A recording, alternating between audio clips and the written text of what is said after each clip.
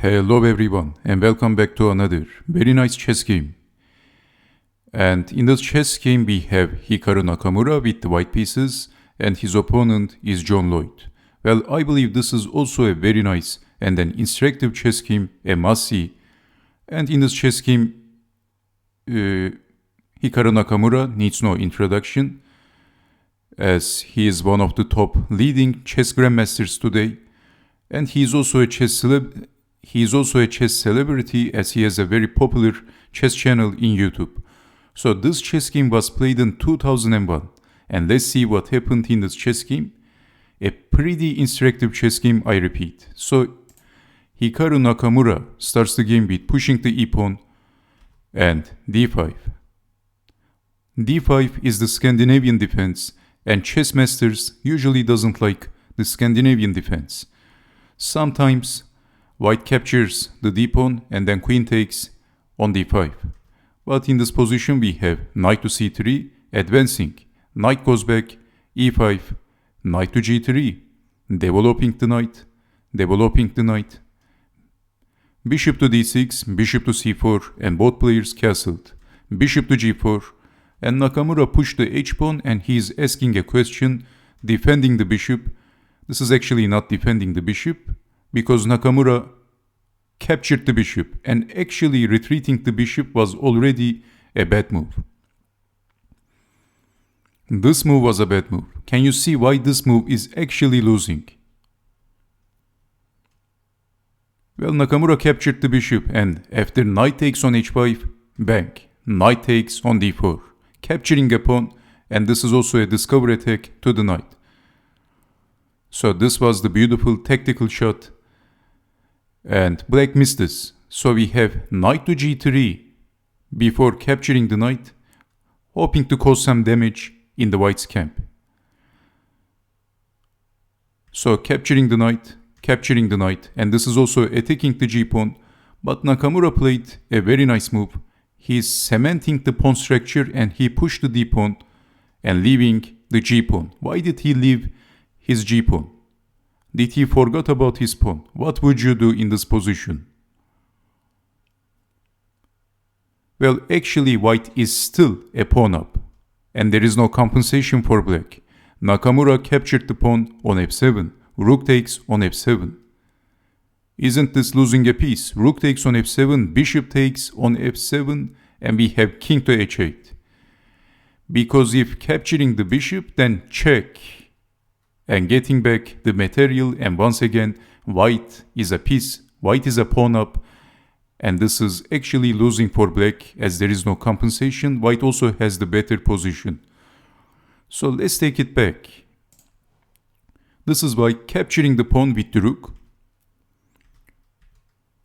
and not capturing the bishop, because this is walking into the check and then capturing the piece. So king to h8 and queen to g4, a very good move, attacking the bishop, bishop goes back, also targeting the king, bishop to g5, defending the queen. But if something like queen to f8, then rook to f1, and this is actually not looking good. So after moving the bishop, there is no some checks, because if capturing the bishop, queen takes rook, but now queen check to c8, and black is getting back rank checkmated, so also there is back rank threat for black. Don't forget that. So we can say that the back rank of black is looking vulnerable. Bishop to g5, blocking, exchanging, and the damage has been done.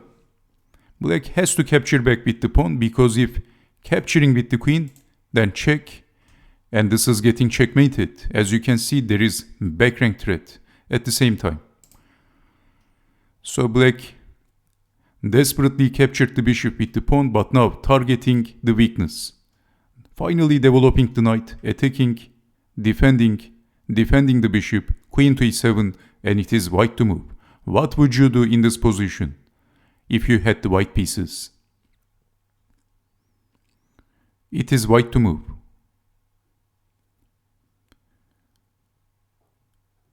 Well, actually in this position white is winning one more pawn.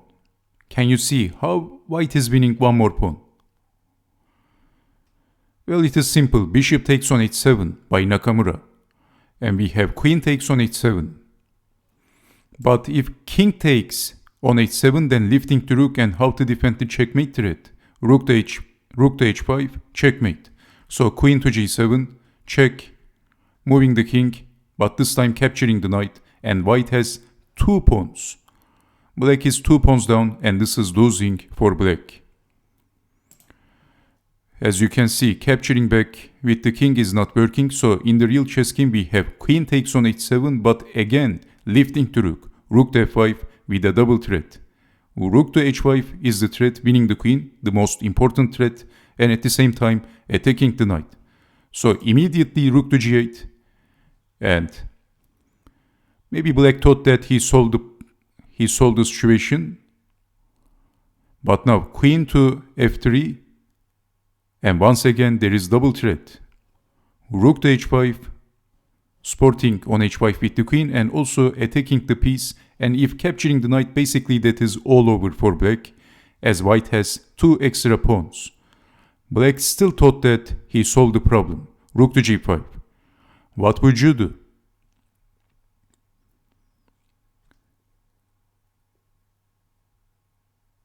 Well, Nakamura captured the rook. Rook takes on g5. Because now, after capturing the rook, we have check. And this is also attacking the knight and losing the chess game. White has 2 extra pawns, and black has no compensation, also attacking the d, the c, and the a pawns. So the game continued for some reason, but Nakamura captured 1 more pawn, and now he has 3 extra pawns. According to in terms of value, 3 extra pawns is the equivalent of a piece. So this is all over for black. Pushing the pawn, check, queen in, queen to e5, checking the king, and finally black resigned because black has to exchange the queens and white has 3 extra pawns. This is losing for black. Okay, so this was the very instructive chess game by Hikaru Nakamura, and I'm hoping that you enjoyed watching this chess video, and I will see you next time. So take care and bye bye.